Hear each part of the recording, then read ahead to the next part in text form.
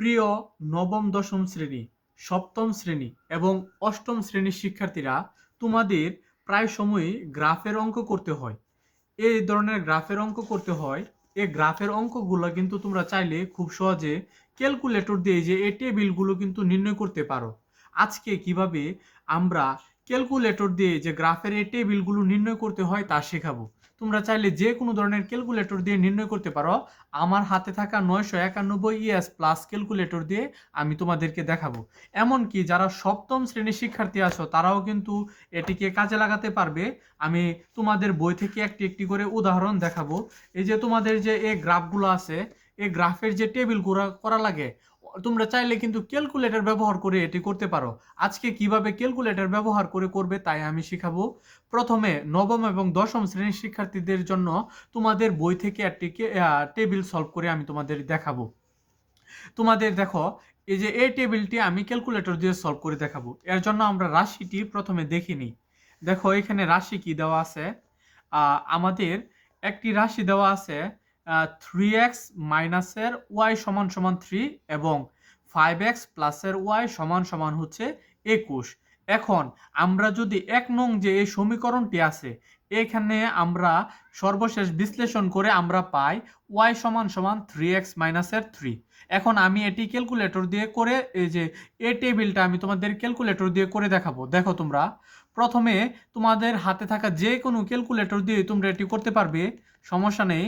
আমি আমার হাতে থাকা 991 ইএস প্লাস ক্যালকুলেটর দিয়ে করছি। তোমরা একটু খেয়াল করে দেখো। প্রথমে আমাদের যে কাজটি করতে হবে, এখানে থাকা মোড বাটনে ক্লিক করতে হবে। ক্লিক করার পর আমরা অনেকগুলো অপশন পেয়ে যাব। এর মধ্যে 7 নাম্বার যে অপশনটি আছে টেবুল, এই টেবুলের মধ্যে আমরা 7-এ ক্লিক করে ঢুকবো।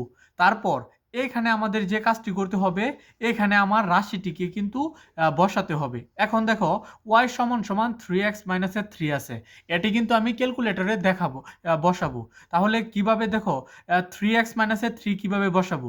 প্রথমে আমরা শিফট বাটনে ক্লিক করব, তারপরে যে এখানে থাকা সাইড বাটনে ক্লিক করব। সরি, শিফট না, আমরা আলফা বাটনে ক্লিক করব, তারপরে এখানে থাকা সাইড বাটনে ক্লিক করব। আমাদের কিন্তু এক্সটি চলে এসেছে। এখন আমাদের যে কাজটি করতে হবে, আমাদের কিন্তু বলে দিয়েছে 3x, তাহলে এর সামনে 3 দিতে হবে। আমরা এই যে 3x দিয়ে দিলাম। এখন আমরা আবার সাইড বাটনে ক্লিক করব, মাইনাসের 3, যে দেখো এখানে রাশি আছে মাইনাসের 3, তাহলে আমরা মাইনাস, এরপরে আমরা এখানে 3 দিলাম। এখন আমরা যে কাজটি করব, আমরা এই যে এখানে থাকা ইকুয়াল বাটনে ক্লিক করব।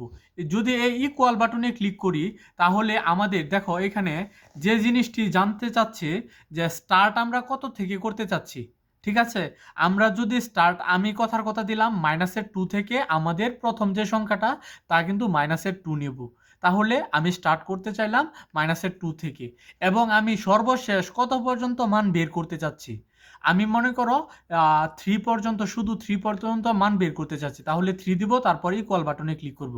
তারপর স্টেপ, মানে তুমি কত গড় ব্যবধান, মনে করো একটা হলো মাইনাসের 3, তারপর নিবা মাইনাসের 1, এরপরে প্লাসের 1, মানে প্রতিবার 2 গড় ব্যবধান নিবা না 3 গড় ব্যবধান নিবা না 1 গড় করে ব্যবধান নিবা, তা কিন্তু স্টেপ। আমি যদি ধরে নিলাম আমি 1 গড় করে ব্যবধান নেই, তাহলে আমি এখানে দিলাম। এখন দেওয়ার সাথে সাথে কিন্তু আমাদের কিন্তু ছকটি চলে এসেছে। দেখো এক্স এর মান যখন 2, ওয়াই এর মান কিন্তু হয়ে যাবে মাইনাসের 9। একইভাবে এক্স এর মান যখন মাইনাসের 1, ওয়াই এর মান কিন্তু হয়ে যাবে মাইনাসের 6। এরপর এক্স এর মান যখন 0, ওয়াই এর মান হয়ে যাবে কিন্তু 3। এরপর আমাদের আরও যে এক্স এর মান যদি 1 হয়, তাহলে ওয়াই এর মান কিন্তু হয়ে যাবে 0। এভাবে তোমরা যে কোনো লেখাচিত্রের এই যে এই টেবিলটা কিন্তু ক্যালকুলেটর দিয়ে সলভ করতে পারবে। এখন এটি হচ্ছে নবম শ্রেণীর জন্য। এখন আমি সপ্তম এবং অষ্টম শ্রেণীর শিক্ষার্থীদের জন্য একটি দেখাচ্ছি, তোমরা দেখতে থাকো। সপ্তম শ্রেণীর যে শিক্ষার্থীরা আছো, তোমাদের যে গ্রাফ আছে, এই গ্রাফের যে টেবিলটা, এটা এখন ক্যালকুলেটর দিয়ে কিভাবে সলভ করতে হয় তা শেখাবো। এখন আমি তোমাদের বই থেকে একটি উদাহরণ করে দেখাই। তোমাদের দেখো রাশিটি দেওয়া আছে 3x মাইনাসের 6 সমান সমান 0। এই রাশিটিকে আমি কিন্তু ক্যালকুলেটর দিয়ে কিন্তু খুব সহজে সলভ করতে পারবো। এই রাশিটিকে কিভাবে ক্যালকুলেটর দিয়ে সলভ করতে হয় তা তোমাদের দেখাচ্ছি। তোমাদের প্রথমে যে কাজটি করতে হবে, মোড অপশনে প্রথমে ক্লিক করতে হবে। মোড অপশনে ক্লিক করার পর তোমাদের 7-এ ক্লিক করতে হবে। 7-এ ক্লিক করার পর তোমরা এখানে রাশিটি বসাবে। তাহলে আমাদের দেখো এখানে রাশি কত দেওয়া আছে, 3x মাইনাসের 6।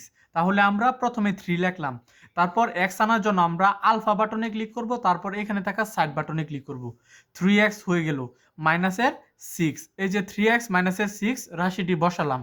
এখন যদি আমরা ইকুয়াল বাটনে ক্লিক করি, তাহলে আমরা স্টার্ট কত থেকে করতে চাচ্ছি তা জানতে চেয়েছে। এইবার মনে করো আমি শুধু প্লাসের 2 থেকে স্টার্ট করতে চাই এবং শেষ করতে চাই হচ্ছে প্লাসের 9।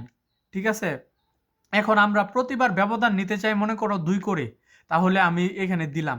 দেওয়ার পরই দেখো আমাদের কিন্তু টেবিলটি চলে এসেছে। যখন আমরা x এর মান 2 বসাবো তখন y এর মান কিন্তু 0 আসবে। যখন আমরা x এর মান 4 বসাবো y এর মান কিন্তু তখন 6 আসবে। যখন আমরা x এর মান 6 বসাবো y এর মান কিন্তু 12 আসবে। এভাবে তোমরা কিন্তু খুব সহজেই কিন্তু এখন কিন্তু এই টেবিলগুলো করতে পারো। আশা করি অষ্টম শ্রেণীর শিক্ষার্থীরা তোমরাও পারবে। যদি না পারো তাহলে আমাকে কমেন্টে জানিও, আমি তোমাদেরকে সলভ করে আবারও আলাদা একটা ভিডিও তৈরি করব। ধন্যবাদ সবাইকে।